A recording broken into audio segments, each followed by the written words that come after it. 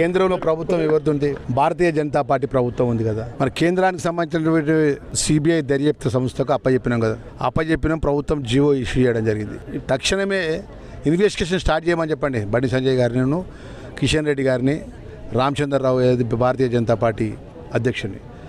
మీ చేతిలో ఉండి మీ ప్రధానమంత్రి దగ్గర కూర్చొని, మీరు ఏదైతే మీ కేంద్ర హోమ్ మినిస్టర్ దగ్గర కూర్చొని దర్యాప్తు సంస్థ ద్వారా సాధ్యమైనంత తొందరగా ఈ కాళేశ్వరంలో ఎవరైతే కుంభకోణాలు చేసినటువంటి 1,00,000 కోట్లు కుల్లగొట్టిన దొంగలను బయట పెట్టేటువంటి అవకాశం మీ చేతిలో పెట్టుకొని మేము ఈరోజు 20 నెలల లోపల ఒక సుప్రీంకోర్టు జడ్జి గారితో ఎంక్వైరీకి సంబంధించి కమిటీ చేసి ఆ కమిటీ ద్వారా పూర్తి ఒక రిపోర్ట్ తీసుకొని ఆ రిపోర్ట్ని అసెంబ్లీలో పెట్టి అసెంబ్లీలో టీఆర్ఎస్ పార్టీ ఎమ్మెల్యేలు, మీ బీజేపీ ఎమ్మెల్యేలు చర్చ పెట్టి వాళ్ళ ముందర మాట్లాడి కేంద్ర దర్యాప్తు సంస్థకు ప్రభుత్వం సిఫారసు చేసి వారు ముందు పెట్టిన తర్వాత ఈ చాతగాని మాటలు ఎందుకండి అర్థం కాదు.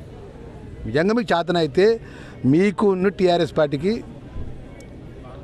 అంతర్గత సంబంధం, మీకును టీఆర్ఎస్ పార్టీ అంతర్గత సంబంధం. ఎందుకంటే మీరు ప్రభుత్వం వచ్చిన కాంచె పార్లమెంట్ జరిగిన ఏ చట్టానికైనా ఏ ఒక బిల్లుకైనా కూడా అటు లోక్సభలో కానీ రాజ్యసభలో కానీ టీఆర్ఎస్ పార్టీ ఎంపీలు, అటు రాజ్యసభలో ఎంపీలు కానీ గతంలో ఎంపీలుగా మీరున్నప్పుడు టీఆర్ఎస్ పార్టీ ఎంపీలు ఉన్నప్పుడు కూడా ప్రతి బిల్లు కూడా సపోర్ట్ చేసినారు.